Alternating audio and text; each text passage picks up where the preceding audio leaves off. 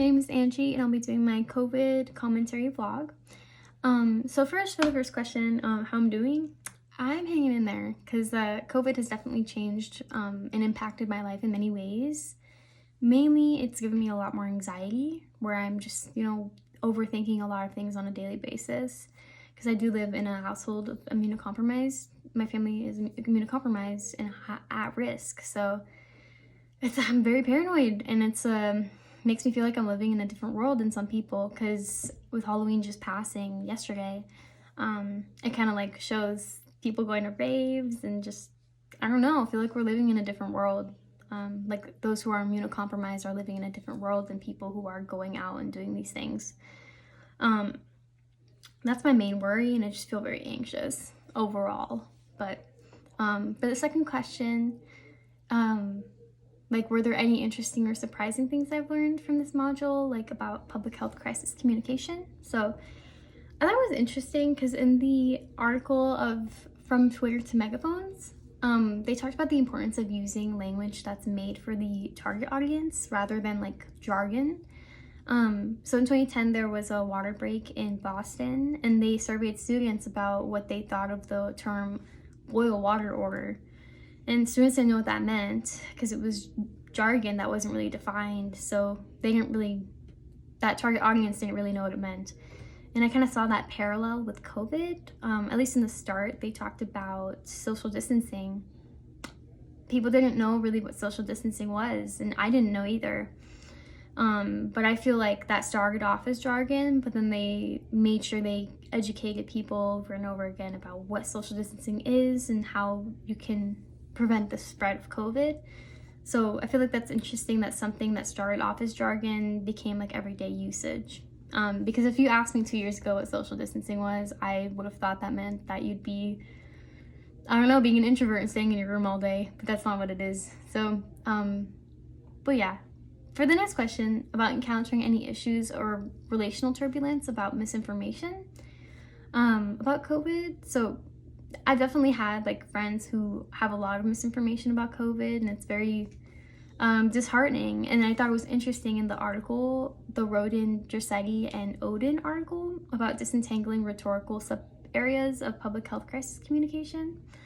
They talked about on Facebook, news articles would post, news pages would post these news articles with high alarmism about a public health crisis.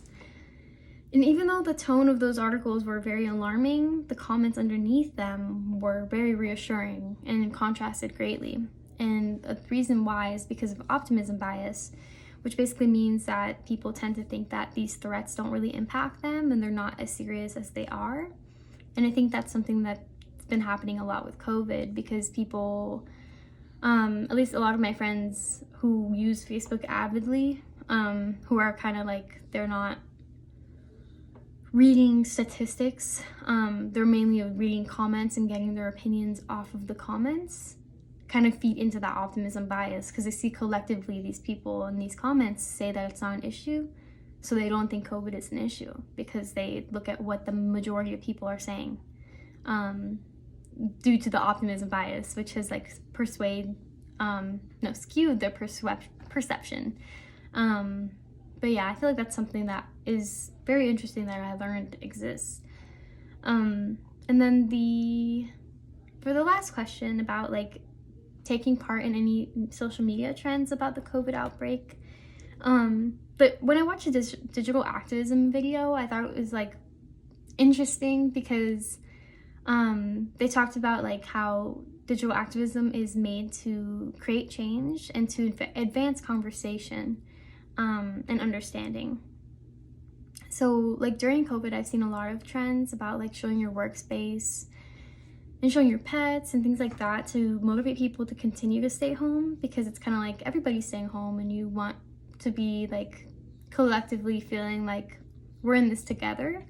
So people have shared pictures. I don't really take part in that trend because I don't like my workspace, and also I don't have a pet. So I didn't do that, but I really thought that was a really cool like social media trend where people would share their workspaces and things, because I think it brought people together. But I have seen like a few of my friends during that time where people were working hard to stay home during quarantine.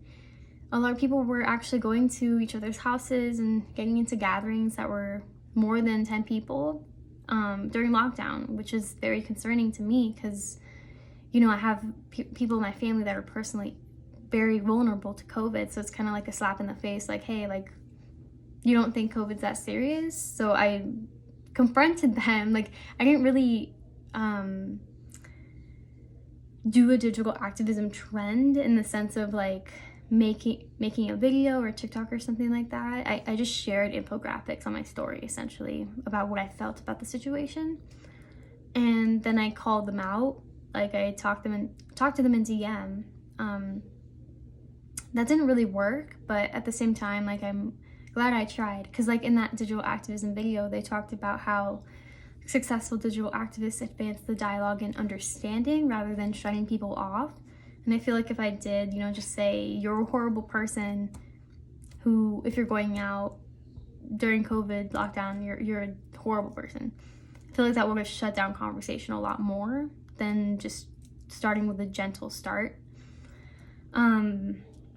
Yeah, that's how I'm like sad that it didn't work though, because I feel like during the entire COVID crisis, I lost a lot of like friends because of the way they've been acting during COVID. So that's where I am with that. But at least where digital like activism goes, the most I've done is share infographics, but I still think it's really interesting that the goal of digital activism is to create change through that dialogue. But yeah, that's my entire vlog. Thank you so much for listening, and I hope you have a good day.